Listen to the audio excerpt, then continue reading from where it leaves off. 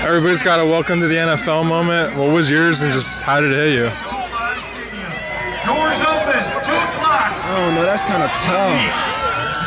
So long, everybody arrive home. There's a lot of them. Like I done had at the beginning of the season, I had a lot of welcome to the NFL moments. Funny one though was Detroit Lions game. I had finally got in like towards the end of the game.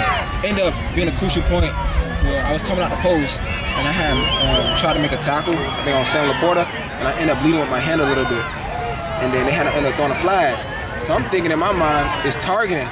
So I go to the sideline like super sad. I'm like, dang, like I'm gonna get fined, I'm gonna get kicked out the game. They're like, why you sad? Why you sad? Like, we finna get back in the game, like you good. They just finna take your money. I'm like, oh, that's how I go in the league. Like, that's crazy.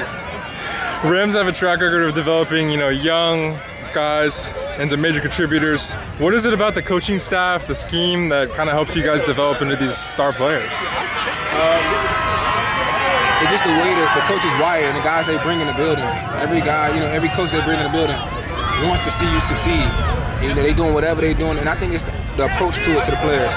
It's not a thing of you have to, it's the thing of the players want to and buying in to the coaches. Yeah. And as far as the scheme, it's just doing your job. Like, that's all they say. You was not from Miami. Was the legacy of the Ed Reed era in Miami, as well as being from there, just really easy decision to go to the U? I wouldn't say it was like a super easy, but once the decision was made, like that's what my heart was. Yeah. Saw you had a youth football camp. What did it mean to you to give back to your local community? It meant everything. That's my 3rd annual one. It's something I want to just keep going and keep doing, just to give the youth hope and just to show them it's a way out. Yeah. When you're watching film, how do you prep differently for vertical threats like Tutu or a guy like Devontae Adams that'll just rile you up? It's hard because, like you said, it just goes to each person what's their strengths, what's their weaknesses, and the timing of it. Because just as long as what they are doing, you still got to go with what the coach having them do. So you just buying in and just peeping tendencies. Yeah. After your 2-pick game in Seattle, did that change anything for you mentally? Like, oh, okay, I can be in the league, I can ball. I don't know, because before that game, I already kind of felt like I belong. But it was still off just getting that first pick. I think that'd be the hardest thing when you going to high school, or you going to college, or you going to the pros. It's like, dang, can I do it yet? Like, because I know I can make tackles, I know I can cover people, but catching that ball and actually coming down with the ball, it was just like a monkey off my back once it happened. So. Yeah, not a lot of rookies get thrown into the lineup right away. When was the moment where you were like, oh man, I can belong here?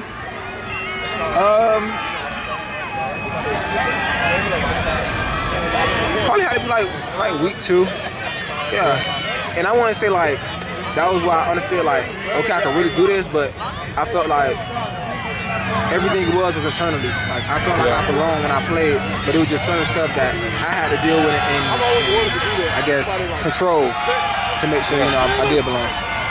You guys on defense really caught fire at the end of the year. What are some ways you guys are trying to carry that momentum into this next season? The small details, because I think last year we just had a group of guys together, and everybody was kind of new faces around. So we was just getting that gelling process. So I feel like once we gelled and once we got everything together, it's gonna be great. So now I think carrying over to this season is just make sure we stay as one and move as one. Who's a teammate that's way funnier than people realize? I think everybody sees Kobe Durant and knows he's funny. I think the person that's sneaky funny, very quiet, Okello. What's something that keeps you motivated when times get tough, like mentally or physically? My family is first of all, they're the ones kind of help me through everything. And I think the second thing is just my drive to be great. Any small thing I hate, I hate doing wrong. So it's like one of those things like I just know I can do better and gotta do better. So yeah.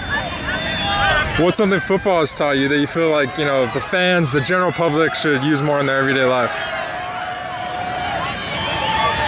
Like the question you just asked me before, just the ups and downs. That happens with everything. It happens in life too. And just knowing you gotta fight through it. Because if you lay down, you'll never know what the outcome is gonna be. Yeah. If you could swap jerseys with someone on the schedule for this season from Miami, who would that be? Oh, James, for sure. Yeah. If you could add one former teammate from the Canes, just like Verse confessed, who would you add? That's kind of a trick question because I feel like we good where we at. Is there anything on your LA bucket list? Restaurants, going to games anywhere? Yeah, I want to go to a Dodgers game. Yeah. And then what's your go-to cheat meal when you finally get a break from your normal routine? The guys always like the Drakes. Yeah. What's one message you have for the fans for this upcoming season? Just watch out. We got a lot coming.